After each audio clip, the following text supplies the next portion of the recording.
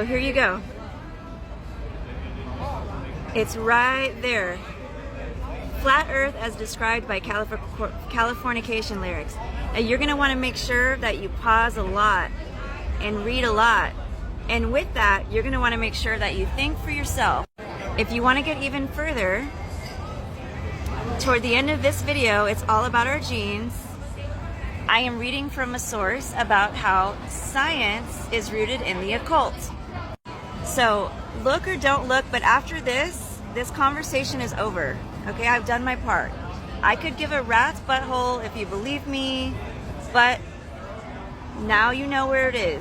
And for my followers, I also could care less if you believe me, because this started out with a prophetic dream, and then it was confirmed multiple times. I love you guys, I love everyone, but I'm not here to please everyone. This video that I put together years ago goes into the very early science, and it explains the Masonic masters and why they did what they did, and the early consensus and how they made things up before they'd ever been anywhere. And just keep in mind, never in the history of time has it been proven that we're spinning on a globe Earth. Never has it been proven that gravity is holding us here, ever. So regardless of how you feel about it, that's just how you feel about it. It's still opinion. And once people wake up to this, the whole world opens up. Then it's easier to recognize demonic lyric. Thanks.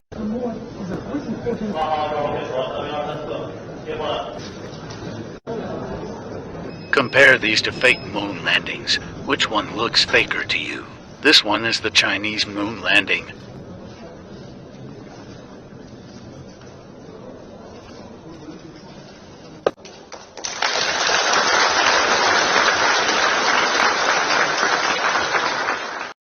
And this one, it's the Indian moon landing.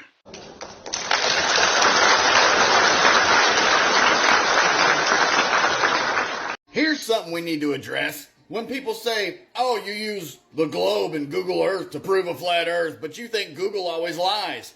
That's the point. Google and Google Earth is going to line up with the narrative that you've been given. So we use this to show that it does not match up with real life observation. So this is the opposite of what we believe in. Right. We would just as easily show you video evidence of your parents hiding Christmas presents under the tree just to show you that it does not match up with the narrative you've been given. So do you not see that we use Google and Google Earth to show you that you're being lied to? You are asking the wrong question. It's not why would it matter either way. Why lie about the shape of the earth? What does it even matter either way? That's not the right question you guys are supposed to be asking. It's why would they have to lie about the shape of the earth? What do the powers that be lose by lying about the reality that we live in? See, the world is not the way it is about money, power, corruption, wars. It's not the way it is because of the evil in the world. No, it's because of good people allowing it to happen. Good people that lost the faith in God, in truth, and allowed this evil to rule over them. This is why the truth matters. Absolute truth matters. We allowed the evil to happen. All right, real quick history lesson. If you believe in the round spinning ball earth, you believe that because of religion. You have faith. You have faith because you've never seen that. You've never seen a ball. You've never seen the earth as a sphere as it spins. You've never seen that. You take it in faith because of religion. The religion is called Jewish mysticism, Kabbalah. And that was brought to us by Copernicus and Newton in the 1500s or so. And in 500 BC, Pythagoras. But all three of those guys brought to you the spinning ball earth, a sphere. It's a religion, Jewish mysticism, the Kabbalah. In the Kabbalah, it states that the earth is a ball. So if you believe the earth is a round spinning ball, you have faith. You have a lot of faith. As much faith as someone who believes in evolution, because you can't prove it. There's no shred of evidence. But you believe it in faith. It's not a science, it's a religion. It's Kabbalah. It's Jewish mysticism, and you can't prove it. There's no shred of proof whatsoever. Three guys, Pythagoras, Copernicus, Newton, Kabbalah, Jewish mysticism. Look it up. You have faith. You believe in a religion. Thanks. Hey, so you flat earthers looking for some confirmation? Just pay attention how they talk about the eclipse. How it passes over passes over? You mean we don't cross over the sun? It passes over us? Yeah, that's what I thought. It seems like the sun was turned off momentarily during one of NASA's space missions. Hi guys, I'm a flat earther. You need to understand what the difference between fact and fiction. For example, when you see sun rays, you understand that the earth is not a globe, the earth is flat. If the earth were a globe, the sun rays would look like this. But the sun is smaller and closer than you think. The earth is flat. The sun and the moon is closer and smaller than you think. The planet is smaller and closer than you think. The earth is not a planet. The earth is a kingdom. There's a dome that covers the earth. And there's nothing and no one that can live here. The earth is flat. 2013 edition of a Brazilian almanac. It has the flat earth map on its cover, Truth in Plain Sight. The horizon is an optical illusion because the earth is flat. The Earth is 100% flat, and here's why. When you look out at the horizon, it appears straight, not curved. Wouldn't a curved Earth mean a curved horizon? And there are no genuine photos of the entire Earth from space. They're all CGI or manipulated in some way. And objects fall due to other forces, not some invisible gravitational pull. And look at any body of water, like oceans or lakes, they appear flat. If the Earth was curved, then wouldn't there be a visible curve to the water? Alright, thanks for the 20. I have a very close friend who's one of our country's top pilots, trains countless military pilots. You'd be shocked how many elite pilots and many others in aviation are closet flat earthers. Yeah. I have heard that. Yeah. You can ask any pilot you know that. They keep mocking the sheeple over and over, non-stop. That's one small step for man, one giant... Cut, let's reset, people. We're live TV. Keep it going, just shoot the ground. All right, get him back to one. Guys, we have just landed on the moon. Let's go. Does anyone else find this weird? When they launch these rockets, the trajectory on these rockets never goes straight up. They always curve every single launch. I think I know why. But let's just see what the Bible has to say. We're in the book of Genesis, chapter 1, verse 7. And God made the firmament and divided the waters which were under the firmament from the waters which were above the firmament, and it was so. The book of Job even tells us what the firmament's like. Verse 18, Hast thou with them spread out the sky, which is strong and as molten looking glass. Now let's take a look at the book of Amos, chapter 9, verse 6. It is he who builds his upper chambers in the heavens, and has established his vaulted dome over the earth. He who calls the waters to the sea, and pours them out on the face of the earth. The Lord is his name. Has established his vaulted dome over the earth. So God has founded a vaulted dome over the earth, which is referring to God's firmament. I'm here to tell you, God's word is true. He wants a relationship with you, not a religion. I'm sorry to break it to you, but the only thing that's been to space is your imagination. There is no such thing as space. Okay, so clearly you need to know where Alaska is on this Gleason's map so you can better understand. Can you make out the continents? Well, if you can't, I will show you. This is North America, this is South America, this is Africa, Europe and Asia, Australia. Antarctica is a continent that surrounds us 360. It's not a continent at the bottom of a ball. Alaska, like you were talking about in your comment, is right here. Okay, Alaska.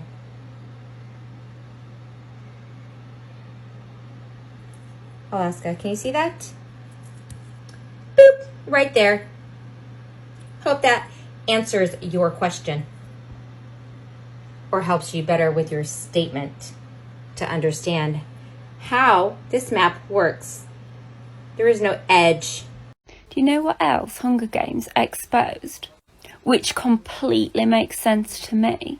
So I very much believe in flat earth, and I believe of the firmament above us that keep us enclosed, so nothing can get in, nothing can get out. And I believe these stars and the wandering planets, the stars and celestials, they all have a certain set movement, and they act kind of like a magnetic clock. And in certain alignments or certain signs in the celestials, they signify certain times or certain fates. So in a way, I do think it's a clock.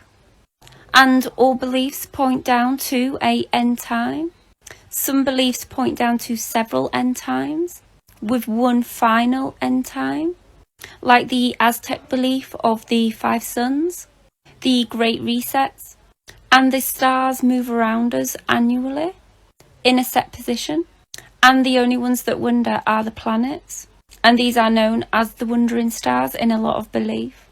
And they all move round like a clock, and they establish time like a clock.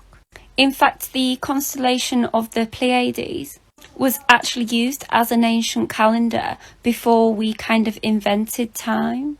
And they used to use the positioning of the Pleiades to bring in things like the New Year, Halloween, the time for sowing seeds in spring. Our ancestors basically used to use the stars as a clock, and they used to be very knowledgeable. They used to watch for the signs and the changes that would signal happenings. And this is all lost knowledge now. And the only kind of use that we have for the stars are things like horoscopes, which are bullshit. In my opinion, they're a cover-up for the true fates that can be read in the skies if you knew how to read them. Like I said, it's a clock, a very sophisticated clock. As you can see, we've had terrible weather all day. Just been in and out behind these clouds, but you can see it just a little bit here.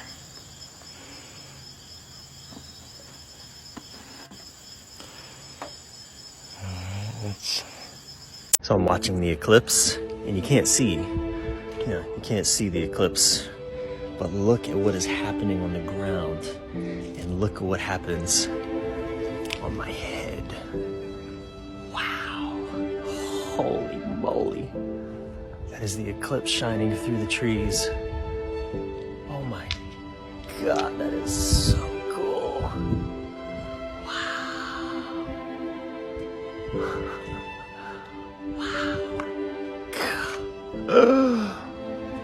It's the eclipse. Oh my god. Whoa. Wow. Holy moly. God. Wow. Fuck.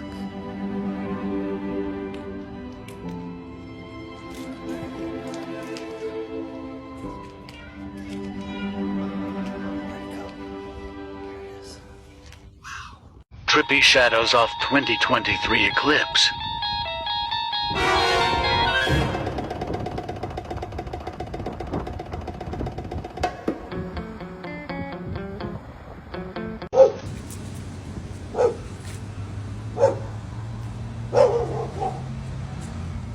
Is this part of the eclipse? I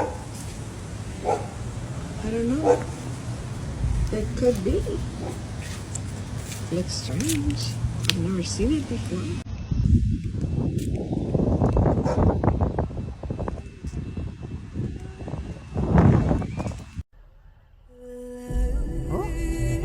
With the funnel. I've never seen that before. Holy fuck. What's in there?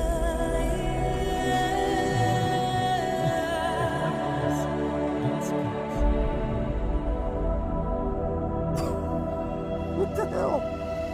That wasn't there before. Why is it flashing up there? What is this? This is... Holy frick ball. What the hell?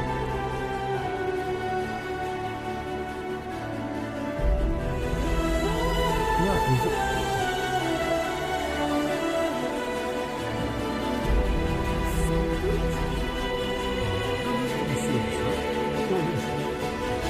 Well, I've never caught one like this before. Why does it flip like there's a radio antenna up here? Look at that! What the hell? Looks like a honeycomb or something. What the hell? This is totally... Oh wow, this is beautiful.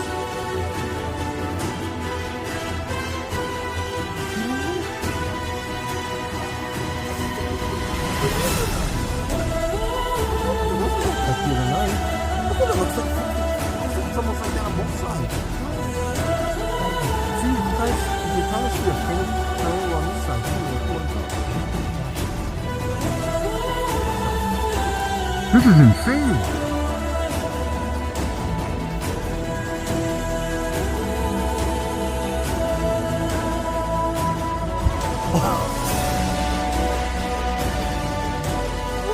What's going on here?